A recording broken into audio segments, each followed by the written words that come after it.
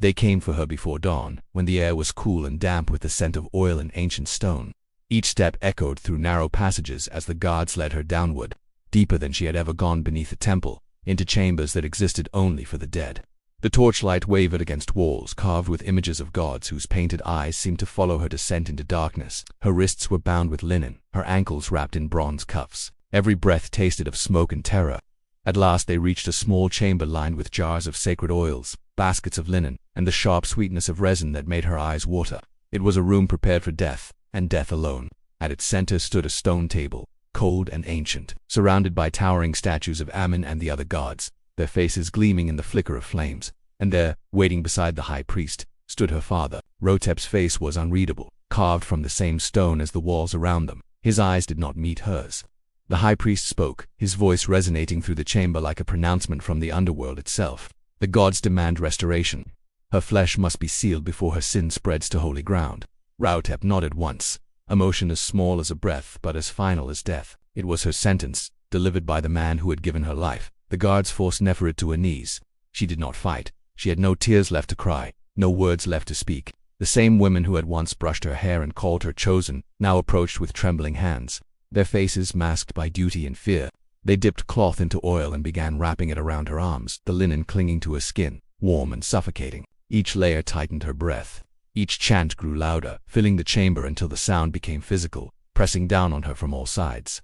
The priests circled her, their voices rising in ritual rhythm, prayers of purification that felt more like curses. But Neferet could no longer hear the words. Her heartbeat drowned them out, a desperate drum beneath her ribs, proof that she was still alive, still human, still here. She turned her head toward her father one last time. "Father, please." Her voice broke, muffled by the linen already covering her mouth. Rotep flinched as though struck, but he did not look at her. His gaze remained fixed on the floor, on anywhere but his daughter's eyes. When the wrappings reached her neck, a single tear escaped, rolling down her cheek and into the folds of cloth. A priest brushed it away as though it were an impurity, something unclean that needed to be erased. They called this purification. She knew it was erasure, the methodical destruction of everything she had been. The high priest poured resin over her chest, the thick amber liquid hardening almost immediately, sealing the fabric into a shell as unyielding as stone. The scent of myrrh burned her throat. Beneath the weight of it all, her heartbeat slowed, struggling against the pressure, but it did not stop. She was still alive, still aware, still trapped inside her own body as it became her tomb. They laid her onto the altar, her back pressing against stone so cold it seemed to leach the warmth from her bones. The torchlight danced across the golden face of Ammon towering above, the god she had served her entire life now staring down without mercy, without recognition, without love. She had believed he was compassion incarnate. Now he watched her die in silence, indifferent as the stars. The final strip of linen covered her lips, pressing tight, stealing her last chance to scream or plead or curse them all. Her final breath trembled beneath the cloth, shallow and quick. Around her, the priests muttered blessings for an afterlife she had not yet entered. Prayers for a soul they were murdering in the name of heaven. When the torches were extinguished one by one, darkness fell, complete and absolute. The chamber filled with a silence so total it felt like the world itself had ended. Above her, life continued. Incense burned. Hymns echoed. Offerings were made to the same gods who allowed this horror. And beneath it all, sealed within the walls of the temple, Neferet lay in her prison of linen and resin, her heart still beating against the darkness. Days passed in the world above. The entrance to her chamber was sealed with stone and mortar, marked with symbols of purity and protection. The priests said prayers over it, their voices echoing down the corridors before fading into memory and routine. Rotep avoided that section of the temple. He buried himself in rituals and responsibilities, in the endless demands of serving gods who seemed increasingly distant. But at night, in his dreams, he heard her voice, not singing the hymns he had taught her, not reciting prayers, just calling over and over, "Father, please." The high priest assured him this was a blessing, a sign that her soul had ascended to the field of reeds, that the gods had accepted her sacrifice. But Rotep knew the difference between blessing and guilt. Her voice in his dreams did not sound divine. It sounded human. It sounded like forgiveness he would never deserve and could never earn. When the festival of renewal came weeks later, the city rejoiced. The Nile swelled high and generous, flooding the fields with dark, fertile mud, and the people praised Ammon for his mercy and abundance. Rotep stood among them, his voice strong as he recited the sacred words, his face calm and proud. But mercy was a word that no longer held meaning for him. He had given his only daughter to the gods, and the gods had answered with silence. Months passed before the whispers began, quiet at first, then growing bolder. Servants claimed to hear faint footsteps beneath the floor at night, scratching sounds behind the walls as though something moved within the stone itself. The high priest dismissed it as superstition, the fears of simple minds, but fear crept through the temple anyway, spreading like smoke that cannot be contained. Perhaps the gods are restless, one priest muttered to another in the corridor. Rahotep said nothing, but one evening, long after the torches had dimmed and the temple had fallen silent, he took a single lamp and descended alone into the lower chambers. The air grew colder the deeper he went, his breath forming mist in the lamplight. Shadows stretched across the walls like fingers reaching for him, grasping at his robes. When he reached the sealed door, he placed his hand against the cold stone, rough beneath his palm. No sound came from within. Only the memory of her breath, the ghost of her voice, the weight of what he had done. He fell to his knees, and for the first time in his life, the high priest of Amun did not pray to the gods above, but to the soul he had buried beneath them. He whispered her name, Neferet, forbidden, even in death, forbidden, even in grief. His voice cracked. Forgive me. The stone gave no answer, only silence. Only the echo of his own guilt reflected back at him. He remained there until dawn, and when he finally rose, his knees aching and his eyes dry, he knew he would carry this weight until death claimed him, and perhaps beyond. Years turned to decades. The temple fell slowly into ruin. Sand devoured its grandeur, grain by grain, century by century.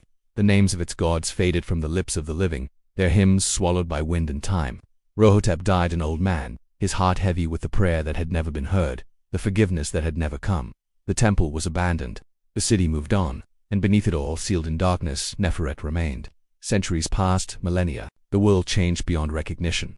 Empires rose and crumbled. New gods replaced old ones. The desert buried everything, and Egypt's secrets slept beneath the sand, waiting.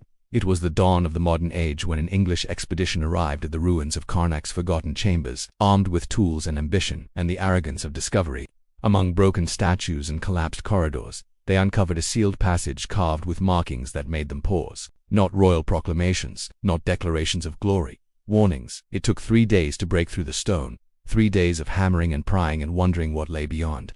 When at last they did, a gust of air escaped, dry and heavy with the scent of resin and time, as though the chamber itself had been holding its breath for 3,000 years. Inside lay the body of a young woman. Her linen wrappings had hardened into armor, yellow with age. Her body was twisted as though she had fought to rise, struggled against her bindings. Around her lay amulets of protection, charms of purity, and vessels of sacred oil, all untouched by the centuries. But her face was frozen in an expression that stopped every man in that chamber cold. Her mouth was open, not in peace, but in protest, in horror, in a scream that had died 3,000 years ago but somehow still echoed in that small, suffocating space. The archaeologists stood in stunned silence, their lamps casting trembling light across the scene. One of them finally whispered what they were all thinking. She wasn't dead. The lead archaeologist's notes would later describe something that sent shockwaves through the academic world. Her heart, still inside her chest, preserved and undried, shrunken but whole. A sign, unmistakable and damning, that she had been alive when they sealed her in. Word spread like wildfire through Cairo, then across Europe and beyond. Newspapers called her the living mummy, the girl who died twice. Scholars debated endlessly about the cause, an accident, a punishment, a ritual of sacrifice. But the truth lay carved faintly into the wall beside her body, nearly worn away by time, but still legible to those who knew how to read it. She was offered to the god for the cleansing of sin. Those words ended all debate. They revealed what centuries of silence had hidden. That Egypt's pursuit of divine order, its obsession with purity and perfection, had demanded human suffering. That faith, twisted far enough, could justify any atrocity. The mummy became a symbol that transcended archaeology. She was both holy relic and horror, a testament to devotion and a warning about the cruelty sanctified by belief. In the following months, her story spread through scholars, travelers, and storytellers hungry for darkness wrapped in antiquity. Some called her the Bride of Amun. Others called her the Unfinished Soul. Yet none spoke her true name, the name carved faintly on that same wall where her father had wept, Neferet, a girl whose only crime was being human, whose only sin was love. That night, after the chamber was cleared and catalogued and photographed, one of the workers returned alone with a single candle. He was a local man, raised on the old stories, respectful of the dead in ways the foreigners were not. He placed the candle beside her and spoke softly in Arabic. "May your spirit rest." The flame flickered once, twice, and for just a moment, the air in the tomb seemed to move, seemed to breathe. Outside, the desert wind rose, sweeping through the ruins, carrying something that might have been a whisper, might have been a name, Neferet. Over the following years, her tomb became a site of both fascination and fear. Scholars argued over every detail. Some dismissed the warnings as superstition. Others whispered that she had been punished for love, buried alive as a lesson to all who might defy the gods. But beneath all their theories lingered something deeper, an unease that no amount of science could explain away. Those who entered the chamber spoke of strange sensations, a chill that lingered in the air even under the Egyptian sun, a faint sound like breathing beneath the silence, the scent of resin that seemed to grow stronger when her name was spoken aloud. Still, the excavations continued. Artifacts were removed, catalogued, shipped to museums in London and Paris and Berlin. The mummy herself was transported to Cairo, where she was placed in a glass case beneath the harsh white glare of electric light. For the first time in millennia, Nefert's face, what remained of it, was seen by the world. People came to stare. Some gasped, others wept, many turned away. Her open mouth and bound hands became an image that haunted those who saw it, an echo of devotion twisted into torture. Though her name had been erased from the records of priests and kings, the world gave her another identity. They called her the priestess who died alive. In museums and universities, her story traveled from exhibition halls to newspapers to books that sensationalized her suffering. Each retelling grew more dramatic, more embellished. Some claimed she had been buried for treason, others for heresy, others still for touching a man deemed forbidden by divine law. But the truth remained devastatingly simple. Nefert had loved, and love had been declared a sin punishable by the slowest death imaginable. One winter, during an exhibition in Cairo, a historian named Evelyn Marsh translated another inscription found on the chamber wall. This one nearly invisible, eroded by time and moisture. The translation was incomplete, parts lost forever, but what survived was enough to pierce through the centuries like a blade. Below the line about sin and offering were 3 smaller hieroglyphs, carved hastily, perhaps in secret. Father wept here. The revelation struck like lightning through academic circles. For the first time, there was proof that Rehoboam, the high priest of Ammon, had returned to his daughter's tomb after sealing it, had knelt before the stone that imprisoned her, had carved those words in a moment of grief so profound it transcended his duty, his faith, his fear. Evelyn published her findings in a paper titled The Sin of Thebes. It caused outrage among traditional Egyptologists who dismissed it as romantic speculation, as modern sentimentality projected onto ancient stone. Yet for others, it awakened something darker, a recognition that devotion could be as cruel as hatred, that love and murder could exist in the same heart, justified by the same faith. In the decades that followed, Nefert became legend. Painters captured her image in oils and watercolors, her face veiled in linen, her hands reaching toward light that would never come. Writers called her a martyr of forbidden love. Poets called her the bride of eternal silence. Her name returned to human lips after 3,000 years of absence. Though few understood the truth behind the tragedy they romanticized. Many years later, the museum that held her remains was damaged in a fire that swept through Cairo's old quarter. Amid the smoke and chaos, the case containing Nefert's body cracked open, glass shattering across marble floors. Her wrappings were partially burned, revealing bones that still bore traces of resin and gold leaf. The curators claimed the mummy was destroyed, lost to flame and ruin. But a rumor spread among the workers, whispered in Arabic and never recorded in official reports, that her heart had survived the fire untouched, darkened by smoke but whole. And when the smoke finally cleared and the building fell silent, some swore they heard the faint sound of linen shifting from within the ashes, as though something had finally been released. Most dismissed it as imagination born of trauma and exhaustion, yet no one who heard it ever quite forgot the sound. The mummy of Nefert disappeared soon after the fire.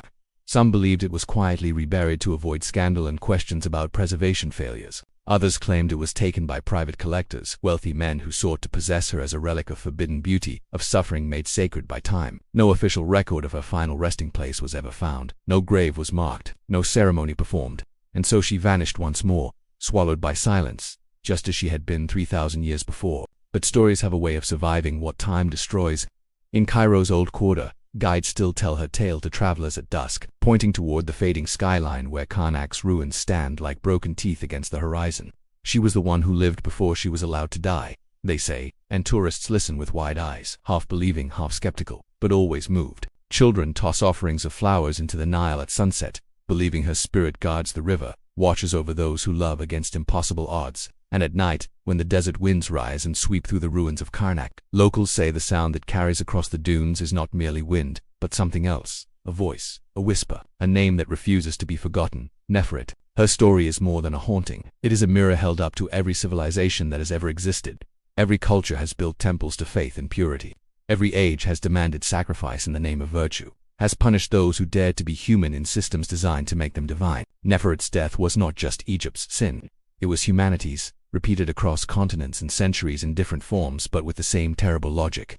That purity matters more than compassion. That obedience matters more than life. That fear of divine punishment justifies any earthly cruelty. Her story asks us a question we still struggle to answer. How many have we buried? not in tombs of stone and linen, but in silence and shame, for the crime of being human. How many hearts still beat against the weight of expectations and traditions that value conformity over kindness? Neferet died 3,000 years ago, but her voice still echoes, still calls to us across time, reminding us that behind every rule enforced with violence, behind every punishment delivered in the name of heaven, there is someone like her, someone real, someone who loved and feared and hoped and suffered, someone whose name deserves to be remembered. So here is her name, Neferet, daughter of Ryotep, priestess of Amen, victim of faith twisted into cruelty, and perhaps, if you believe the stories carried on desert winds, a spirit that finally found freedom in the only way spirits can, by refusing to be forgotten. The next time you hear wind moving through ancient places, listen closely. You might hear her story in the sound. You might hear her name, and you might remember that history's darkest chapters were not written by monsters, but by ordinary people who convinced themselves that cruelty could be holy if performed with the right prayers. What do you think? Could faith and fear drive people to such extremes today, or has humanity truly changed? Share your thoughts in the comments below. Neferet's story isn't just history, it's a warning that still echoes through time.